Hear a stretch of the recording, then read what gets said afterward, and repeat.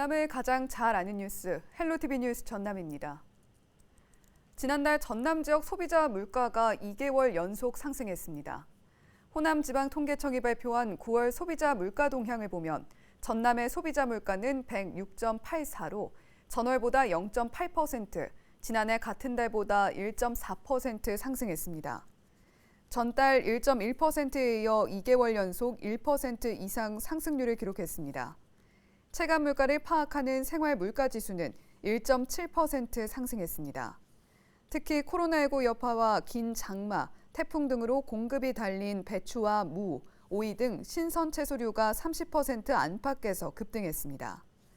어류, 조개, 채소, 과실 등 기상 조건에 따라 가격 변동이 큰 50개 품목을 기준으로 산정하는 신선식품 지수도 20.8%로 큰 폭 상승했습니다. 반면 공업제품은 유가 하락 등으로 0.9% 하락했습니다. 서비스는 집세, 공동주택 관리비, 구내식당 식사비 상승 등으로 1.2% 올랐습니다. 여수 거문도 인근 해역에서 규모 2.1의 지진이 감지됐습니다. 광주지방기상청은 7일 오전 4시 5분쯤 거문도 남동쪽 16km 해역에서 규모 2.1의 지진이 발생했다고 밝혔습니다. 지진 발생 깊이는 22km로 파악됐습니다. 여수에서는 지난해에도 규모 2.0 이상 지진이 3차례 관측됐습니다. 목포에서 코로나19 확진 판정을 받은 고등학생과 접촉한 접촉자 모두 음성 판정이 나왔습니다. 목포시 보건소는 수원 280번째 확진자의 밀접 접촉자로 분류된 A군과 A군의 아버지, 학교 교직원, 학생 209명 모두 음성 판정이 나왔다고 밝혔습니다. A군과 A군의 아버지는 방역 방침에 따라 2주 동안 자가격리에 들어간 상태입니다. 추석 연휴 기간 목포 한국병원 닥터 헬기가 섬 지역 응급 환자 5명을 이송해 소중한 생명을 살렸습니다. 닥터 헬기는 연휴 첫날 완도의 한 노인회관에서 쓰러진 70대 남성을 이송해 심혈관 치료를 받도록 지원했습니다. 이 남성은 곧바로 심혈관 조형술을 받고 무사히 치료를 마쳐 건강을 회복하고 있습니다. 닥터 헬기는 지난 2011년부터 운영을 시작해 섬 지역 응급 환자 이송을 돕고 있으며 올해는 170여 명을 구조했습니다. 한편 농어촌 지역에서는 의사수 부족으로 간호사나 조산사 자격을 보유한 공무원이 의료 행위를 대신 수행하고 있는 것으로 나타났습니다. 더불어민주당 김원희 의원이 한국건강증진개발원에서 받은 자료를 보면 지난해 우리나라 보건진료 전담 공무원의 수는 1,880명으로 나타났습니다.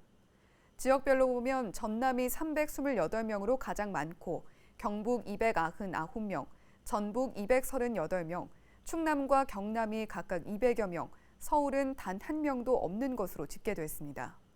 반면 지난해 배출된 의사들은 4년 전보다 7,900여 명 늘었지만 75%는 수도권과 부산, 대구 등 주로 대도시 쏠림 현상이 나타났습니다. 전남 지역에서 학생 수 감소 등으로 문을 닫은 학교가 800여 곳에 달하고 있지만 폐교 활용 방안은 미비한 것으로 나타났습니다. 국회 교육위원회 소속 이탄희 의원이 교육부에서 받은 자료를 보면 올해 3월 기준으로 전국 폐교 수는 모두 3,834곳입니다. 이 중 전남이 21.6%인 828곳을 차지해 전국에서 가장 많았습니다. 전남 지역 전체 폐교 중 636곳은 매각했고 101곳은 임대됐습니다. 하지만 나머지 91개교는 현재까지 활용 방안을 찾지 못하고 있습니다. 지방대 육성법이 제정된 이후에도 정부의 재정 지원은 여전히 대도시권에 쏠려 있다는 지적이 나왔습니다. 국회 교육위원회 소속 더불어민주당 서동용 의원이 교육부에서 받은 자료로 분석한 결과를 보면 지난 2018년 정부에서 국내 대학에 지원한 금액은 모두 13조 2천여억 원으로 5년 전보다 2조 8천여억 원이 늘었습니다. 하지만 대학 한 곳당 지원액을 지역별로 보면 서울과 울산, 대전 등 대도시 지역 대학의 지원이 컸고 전남, 강원, 경남 등 광역시가 아닌 지역 대학은 지원이 적었다고 비판했습니다. 서 의원은 지방대 육성법 제정 후에도 여전히 균형 발전은 오리무중이라며 지방대학의 재정 지원 확대와 혁신적인 전략 수립이 필요하다고 덧붙였습니다.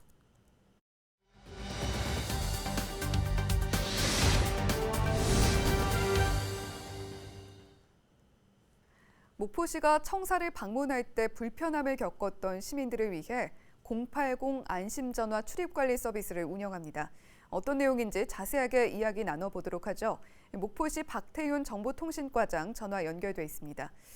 야, 과장님, 요즘에는 어디 가려고 하면 코로나19 여파로 출입 명부를 반드시 작성해야 하는데요. 목포시가 080 안심전화 출입관리 서비스를 운영하기로 했습니다. 운영하게 된 계기는 뭔가요? 네, 기존의 QR코드 전자출입 명부는 스마트폰에 익숙하지 않은 어르신들이 이용하기가 어렵고 수기로 작성된 명부는 개인정보 유출과 허위 기재가 우려됩니다. 또한 작성된 개인정보는 사주 후 폐기하는 등 관리에도 어려움이 있어 공공청사 출입하는 모든 분들이 휴대전화 한 통화로 쉽게 출입하며 개인정보가 안심하고 보호되는 서비스를 운영하게 되었습니다. 예, QR코드 어르신들에게는 확실히 좀 낯설죠. 또 기존 출입 명부는 이용하기가 어렵거나 개인정보 보호가 우려되는 분들도 있었을 텐데 편리하게 청사를 이용할 수 있을 것 같아서 안심입니다. 예, 그렇다면 이 080 안심전화 출입관리 서비스가 뭔지 궁금해들 하실 텐데 자세히 설명해 주시죠. 네, 080 안심전화 출입관리 서비스는 시본청, 목포시의회, 보건소, 사업소, 23개 동을 방문한 민원인이 청사 입구에서 080 지정 번호를 전화로 걸어 방문 등록이 완료되었습니다 라는 멘트가 나온 후 자동 종료되면 민원인은 출입관리자에게 핸드폰 전화를 확인받고 다른 절차 없이 청사를 방문할 수 있습니다. 또한 발신자의 전화번호와 시간 등 통화 기록은 코로나19 확산 방지를 위한 역학조사와 전파 차단 목적으로만 사용되며 서버에 4주간 보관된 후 자동 폐기됩니다. 네, 080 기관 지정 번호로 청사 입구에서 전화를 걸고 출입관리자에게 확인을 받으면 어려움 없이 방문 가능한 서비스라는 건데 청사뿐 아니라 시내 전역으로 서비스를 확대해 나가도 좋을 것 같다는 생각이 듭니다. 관련해서 앞으로 계획이 있을까요? 네, 이 서비스 시스템을 타 공공기관이나 기업체 또한 상공인들의 협조 요청이 있을 때는 적극 공유해 시내 전역으로 확대해 나갈 계획입니다. 또한 휴대폰이 없는 민원인들을 위하여 수기 명부 작성도 병행하겠으며 끝으로 080 안심전화 기록은 전화번호만 저장되고 4주 후 자동 폐기되기 때문에 안전하게 보호됩니다. 자세한 사항이 필요하시면 목포시청 정보통신과 통신계로 연락 주시면 성실히 알려드리겠습니다. 네, 요즘 출입 명부 작성이나 QR코드 출입이 필수가 된 상황인데 QR코드 출입만 가능한 곳에서는 헤매거나 또 어려워하시는 모습 많이 봐서 반가운 소식입니다. 오늘 말씀 잘 들었습니다. 지금까지 목포시 박태윤 정보통신과장이었습니다.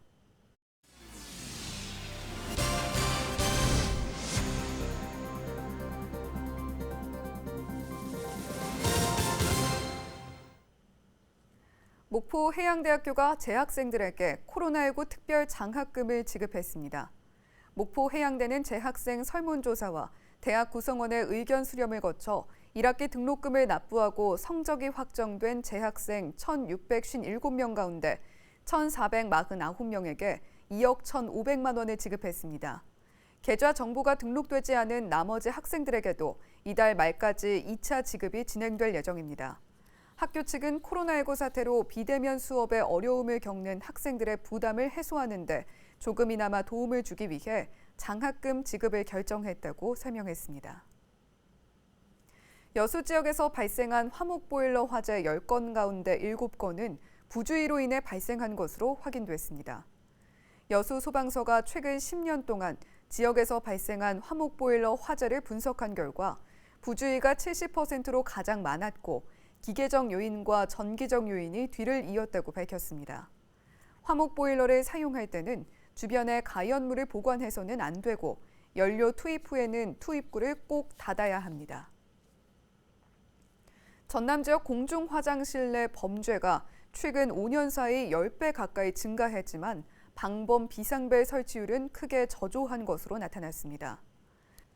국회 행정안전위원회 소속 더불어민주당 박재호 의원이 행정안전부와 경찰청에서 받은 자료를 보면 2015년부터 지난해까지 최근 5년간 전남 지역 공중 화장실에서 난 범죄는 255건입니다. 연도별로는 2015년 28건, 2016년 43건, 2017년 43건, 2018년 60건, 지난해 81건 등으로 나타났습니다. 반면 방범용 비상벨은 제대로 갖춰지지 않았습니다.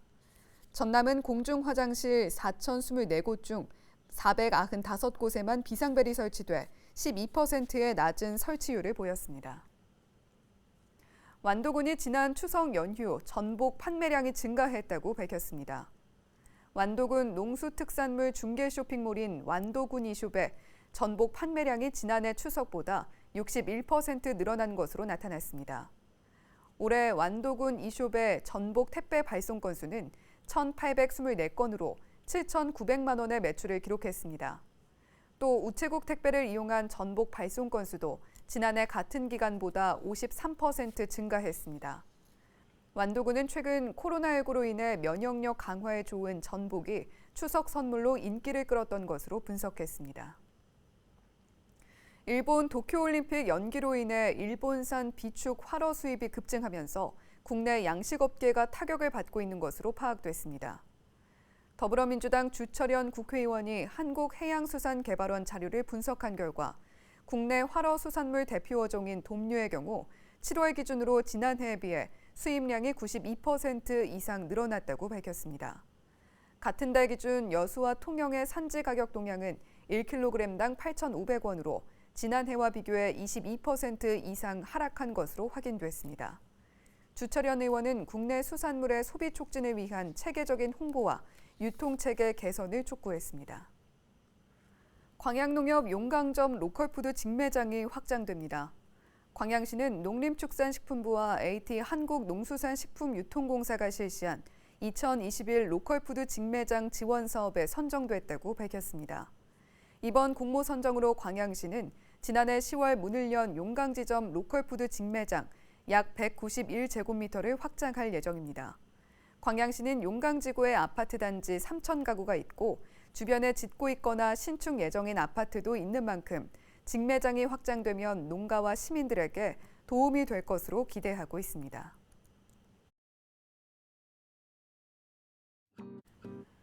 우리 지역 날씨 정보입니다. 급격히 쌀쌀해진 날씨에 당황하셨던 분들 많을 텐데요. 목요일 기온은 평년 수준을 나타내겠습니다. 아침 기온 14도, 한낮 24도 보이겠는데요. 미세먼지 농도는 보통 수준 예상됩니다. 주간 날씨입니다.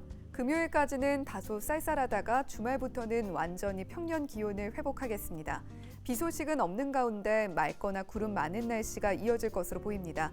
다만 큰 일교차에는 대비하셔야겠습니다. 우리 지역 바다 날씨입니다. 서해와 남해 모두 맑겠지만 물결은 최고 4m까지 매우 높게 일겠습니다. 생활 날씨입니다. 날이 많이 건조해졌습니다. 가을철부터는 산불이나 화재가 발생하기 쉬워서 조심하셔야 하는데요. 특히 등산하실 때는 라이터 등 화재를 유발할 수 있는 물건들은 잠시 두고 가시는 게 좋겠습니다. 날씨 정보였습니다.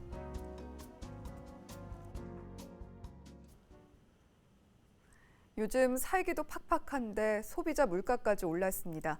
다 내리고 장바구니 가격과 집세만 올랐다고 하니 더 야속하기만 합니다.